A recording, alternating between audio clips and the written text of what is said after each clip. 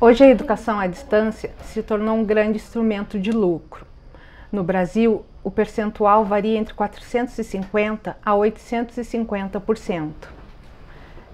A educação à distância não pode ser reduzida à dimensão do consumo, e aí fica um questionamento: seria o ensino à distância ou a distância do ensino?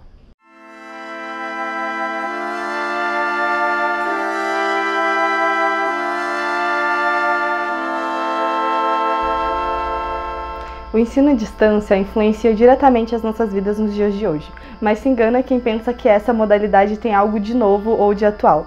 Na realidade, ela é muito antiga. Os primeiros indícios de cursos EAD foram datados em 1728, quando foi publicada no jornal Gazeta de Boston um anúncio que oferecia aulas de estenografia por correspondência. No princípio, esses cursos eles necessitavam de algum tipo de tecnologia para que a distância entre os professores e alunos, seja ela física ou temporal, que essa distância não fosse um impedimento definitivo. E é por isso que, naquela época, essas tecnologias utilizadas eram basicamente os materiais impressos e até mesmo o serviço dos correios. Com a evolução dessas tecnologias, o ensino à distância também teve vários avanços significativos. Hoje mesmo no Brasil, são mais de 1,5 milhão de estudantes que estão matriculados em cursos EAD.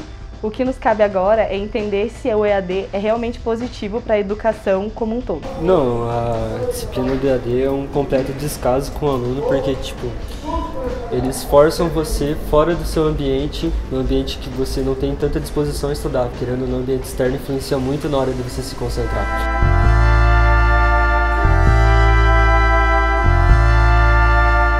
Os problemas relacionados à educação à distância são que, apesar dela se promover como uma facilitadora do acesso à educação, muitos alunos têm dificuldade a se adequar a essa modalidade. E por quê? Eles têm uma dificuldade para adequar ela à rotina deles, pois eles não assistem somente às aulas. Eles têm que assistir às aulas, eles têm que realizar trabalhos em grupos, eles têm que responder fóruns. Além do tempo de aula, eles têm dificuldade a encaixar isso à rotina deles. Eles têm dificuldade em se comunicar com o tutor. E por quê? Eles se comunicam com o tutor geralmente através de fóruns e mensagens. E essa comunicação, ela dificulta porque muitas vezes uma resposta de um tutor pode demorar semanas ou dias. Isso acaba dificultando a aprendizagem do aluno por não ter essa interação direta com o profissional. Fora também que o aluno fica dependente da internet. Então, caso ele tenha algum problema com a internet dele, ele pode perder prazos de trabalho, prazos de prova. Outro fator é que muitos estudantes não têm um acesso direto à internet. A internet do nosso país ela é muito cara e muitos ainda não têm um acesso à internet e também não têm um computador na casa deles, o que dificulta muito o acesso à educação à distância, que se propõe para facilitar a educação, mas também ela acaba afastando outras pessoas dela. A minha experiência até agora foi uma experiência muito ruim, né? Porque eu trabalho durante o dia e eu faço faculdade durante a noite. Então, se eu não tô fazendo trabalho da faculdade, eu tô trabalhando ou tô saindo, me divertindo e daí eu não tenho tempo para fazer o EAD, né?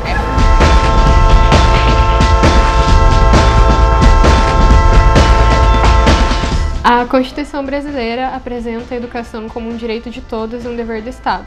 Porém, o Brasil, sendo um país com alto índice de desigualdade, promove essa condição coletiva até que ponto? A sociedade capitalista se estrutura convertendo os bens humanos a capital. Em relação à educação à distância, o discurso vendido é o de autonomia de aprendizado e qualificação voltada ao mercado de trabalho. Porém, o foco se volta à venda de serviços educacionais, tornando o retorno ou a falta de acesso totalmente relevantes ao final do processo.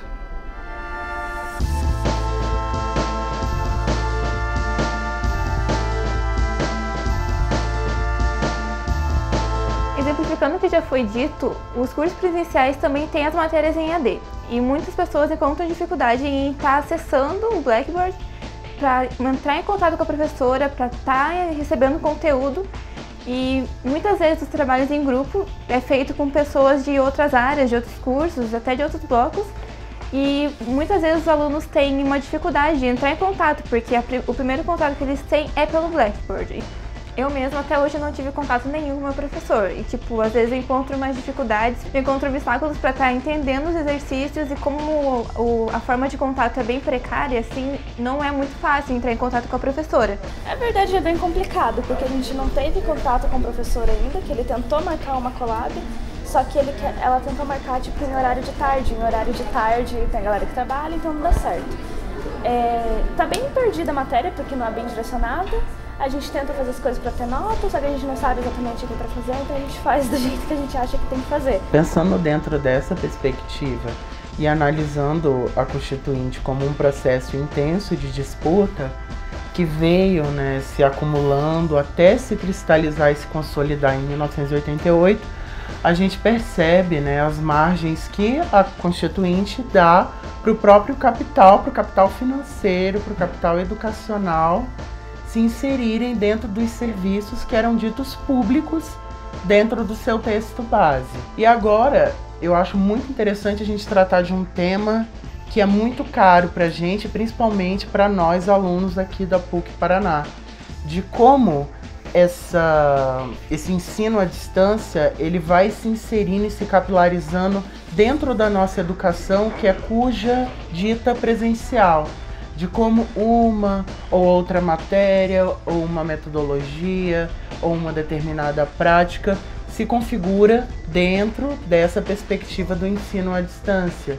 E isso vem acontecendo gradativamente, principalmente nos cursos de humanidades, a partir de toda uma narrativa, de todo um discurso governamental que também é legitimado, que também é internalizado pela sociedade civil, e que pensa os cursos de humanidades como cursos que não podem efetivamente pensar ou efetivamente ter um espaço no mercado de trabalho, quando na verdade a conjuntura social e política do país mostra que somos cada vez mais necessários. Então é muito importante para a gente pensar e dialogar com a instituição de como essa metodologia, essa prática do ensino à distância vem como uma prática de mercadorização da educação e contra o próprio princípio do conhecimento.